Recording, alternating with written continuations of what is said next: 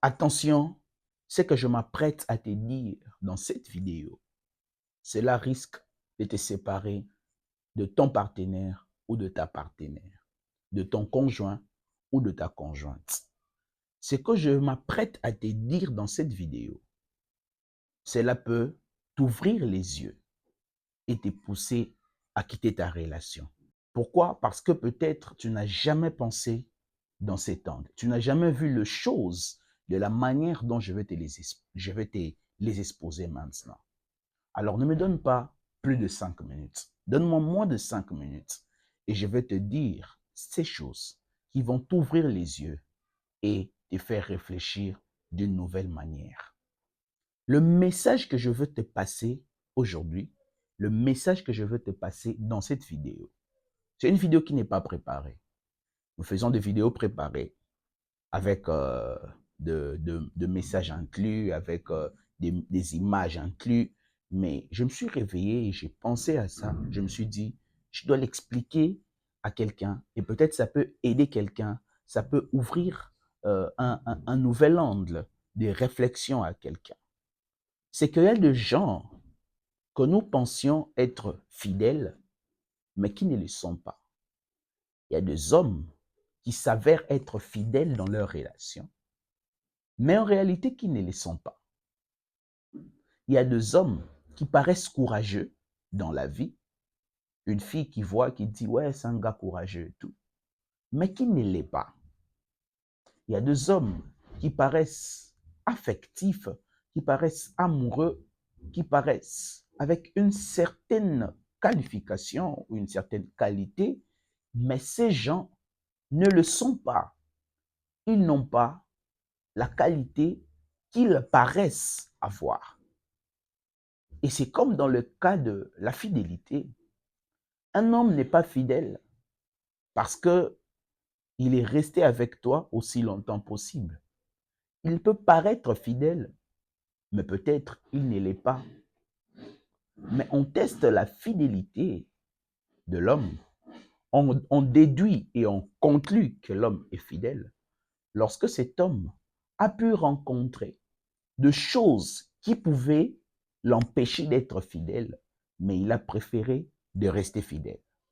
Est-ce qu'on se comprend jusque-là? Est-ce que mon message veut se faire comprendre? C'est-à-dire qu'un homme qui n'a jamais eu une fille à ses pieds, qui n'a jamais eu une femme à ses pieds, un homme ou une femme ne s'est jamais présentée à ses pieds, ou une femme euh, ne l'a jamais fait des avances, comment déduire que cet homme est fidèle? On dirait qu'il est fidèle parce qu'il a fait 5 ans avec sa femme, il a fait 10 ans avec sa femme, mais il n'est pas fidèle, puisque il y a un jour où il aura un test où une femme va l'emmerder, va la faire euh, euh, du chantage ou quoi que ce soit, l'homme cédera peut-être. Et s'il cède, il n'est pas fidèle.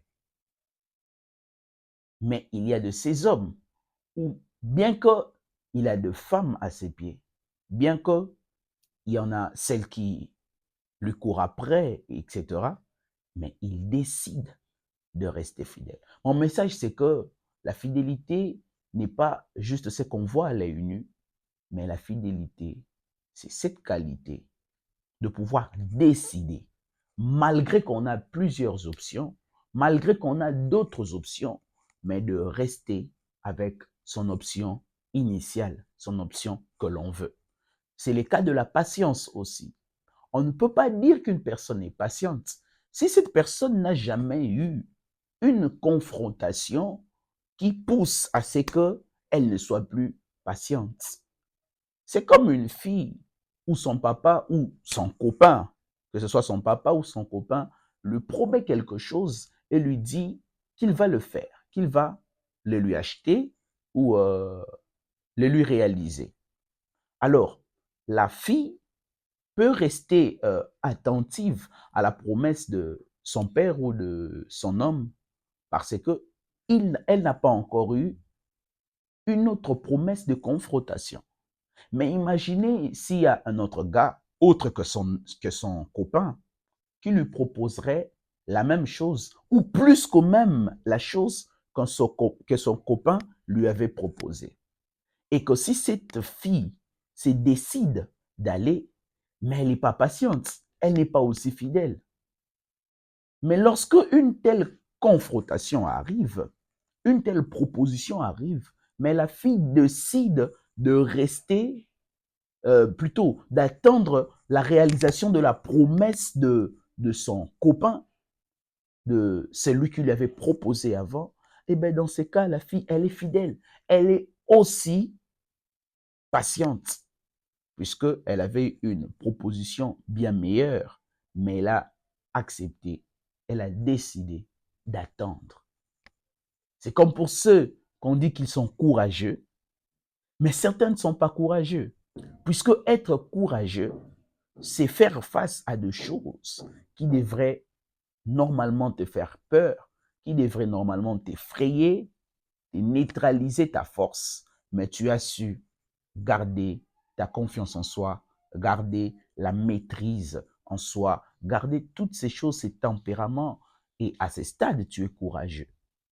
Mais celui qui n'a jamais connu de dures épreuves, à quoi pouvons-nous déduire que c'est un courageux?